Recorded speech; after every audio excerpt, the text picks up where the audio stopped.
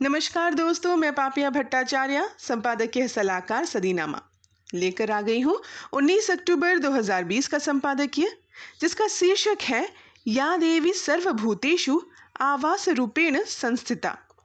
इसे लिखा है संपादक जितेंद्र जितांशु ने। रोटी और कपड़े के बाद अगर इंसान को सबसे ज्यादा आवश्यकता होती है तो वो है रहने के जगह की, आवास। ये एक ऐसी जरूरत है जिसका सपना लोग देखते हैं, पर पूरा करना सबके बस की बात नहीं होती। रोजमर्रा की जरूरतें और बढ़ती महंगाई में उनका ये सपना सपना ही रह जाता है। और जो अपनी दूसरी जरूरतें मारकर घर का सपना हर हाल में पूरा करना चाहता है, वैसे लोगों के लिए तरह तरह के होम लोन बाजार में प्रस्तुत है।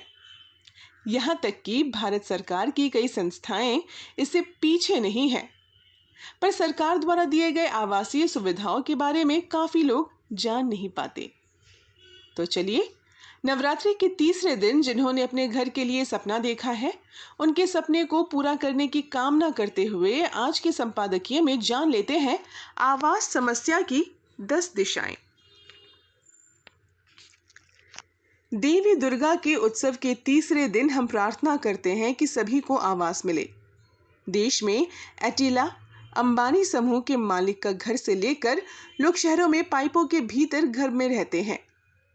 सबको आवास मिले, अपना घर मिले, ये कामना सबके मन में रहती है। बड़े शहरों में आबादी का बड़ा हिस्सा झुग्गी झोपड़ियों में रहता है। मध्यम परिवार के लोग बड़े शहरों में भाड़े के मकानों में रहते हैं। कई राज्यों में तो कानूनी पक्ष भाड़ेदार की तरफ है। पिछले 2 दशक में बड़े शहरों में बहुत बदलाव आए हैं। शहर के बाहर या शहर का ही विस्तार होते हुए प्लॉटिंग हुई है और छोटे मोटे या अचानक बड़े लोग, सरकारी और गैर सरकारी घर बनाने वाली कंपनियों ने बड़े बड़े हाउसिंग प्रोजेक्ट बनाए हैं। सबके लिए घर एक सपना होता है। मध्यम वर्ग के लिए यह सपना पूरा करने का काम राज्य सरकारों ने विभिन्न शहरों की आवास प्राधिकरण बनाकर और हाउसिंग बोर्ड के द्वारा पूरा करने का प्रयास किया है। घर बनाने के लिए कर्ज शहरी क्षेत्रों में प्राइवेट कंपनी HDFC ने जो शुरू किया, वो काम बहुत दूर तक बढ़ गया है। इसी की देखा देखी कई 100 घर के लिए कर्ज देने वाली कंपनियां बाजार में आ गई हैं और एन कैन प्रकारेण घर के लिए कर्ज लेने वालों को सताती है। भारत सरकार की कई संस्थाएं घर खरीदने के लिए कर्ज देती है, पर जानकारी के अभाव में और दलालों के जाल की वजह से वहां तक लोग पहुंच ही नहीं पाते, जैसे हुडको। सरकारी कंपनियों को प्राइवेट संस्थाओं से सीखना चाहिए और स्वतंत्र निर्देशक के तौर पर उनके मालिकों को स्थान देना चाहिए, ताकि सरकारी योजनाओं को गति दी जा सके। सबके लिए आवास सुनने में बहुत अच्छा लगता है, लेकिन व्यवहारिकता में इसके लिए अपनी समस्याएं हैं। जमीन के पहचान के आधार पर उस पर आवासीय योजनाएं लागू करने के लिए बहुत सारे नियम बदलने पड़ते हैं, जैसे जमीन का वास्तु यानी खेती, डांगा यानी रिहायशी जमीन। इसके साथ ही साथ विभिन्न सरकारों ने समय समय पर लोगों को घर बनाने के लिए दी गई जमीनें भी शामिल हैं, जिनमें उन्होंने घर बनाए हैं लेकिन कानूनी तौर पर बेच नहीं सकते। बंगाल में ऐसी जमीनों को कॉलोनी लैंड कहते हैं। भारत सरकार ने एक योजना शुरू की थी, नाम दिया प्रधानमंत्री आवास योजना, जिसका नारा था सबके लिए आवास। इस योजना में अलग अलग बनाए समूहों को सहायता देने की बात थी। इनको 4 समूहों में बांटा गया था।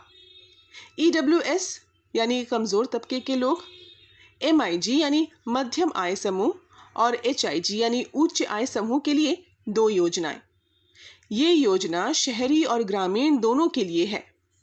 बहुत सारे राज्यों ने इसे अपने यहाँ लागू किया है। बिना बैंक को प्राइवेट कंपनी की भागीदारी के इस लक्ष्य को पाना बेहद मुश्किल है। इसके अलावा पिछले कुछ वर्षों में एक नई तरह की व्यवस्था विकसित हुई है, जिसका काम सिर्फ दलाली करना है। ये कंपनियां कोई घर नहीं बनाती, लेकिन हाउसिंग कंपनी के नाम पर अपने को लोगों के बीच ले जाती है।